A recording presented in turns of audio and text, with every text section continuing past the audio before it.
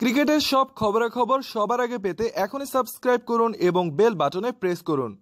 চলতি আইপিএলে গত বৃহস্পতিবার 11 এপ্রিল মাঠে নেমেছিল চেন্নাই সুপার কিংস ও রাজস্থান রয়্যালস। ওই ম্যাচে রাজস্থানকে 4 উইকেটে পরাজিত করেছে চেন্নাই। কিন্তু ম্যাচে ঘটে গেল এক বিতর্কিত ঘটনা। এক লজ্জাজনক ঘটনা ঘটালেন চেন্নাইয়ের অধিনায়ক মহেন্দ্র সিং ধোনি। আম্পায়ারের সিদ্ধান্ত অমান্য করে শেষ ওভারে মাঠে প্রবেশ করেন তিনি। বেন স্টোকসের ওভারে নো বলের দাবিতে আম্পায়ারের সঙ্গে দ্বন্দ্বে জড়িয়ে যান ধোনি। এ সময় প্রধান আম্পায়ার বেন স্টোকসের ওভারের চতুর্থ বল নো বল দেয়, কিন্তু লেগ আম্পায়ার তাতে অসম্মতি জানায়।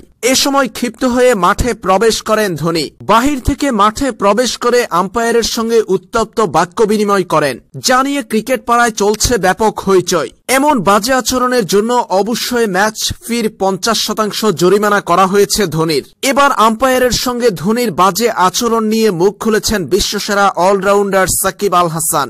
এ প্রসঙ্গে ধোনিকে নিজের সঙ্গে তুলনা করলেন সাকিব। সাকিব বলেন, নিদেহাস ট্রফিতে এমন কাণ্ড আমি করেছিলাম। আসলে এই বিষয়ে তাই আমি মন্তব্য করতে চাই না। ম্যাচের উত্তেজনাপূর্ণ একটা মুহূর্তে এমনটা ঘটেছে। আসলে ওই ঘটনায় এটাই প্রমাণিত হয় যে একজন ক্রিকেটার হিসেবে দলের জন্য কতটাই নিবেদিত প্রাণ। নিজের দলের জন্য একজন খেলোয়াড় হিসেবে জয়টা কতটুকু চান, তার বহিঃপ্রকাশ এটি।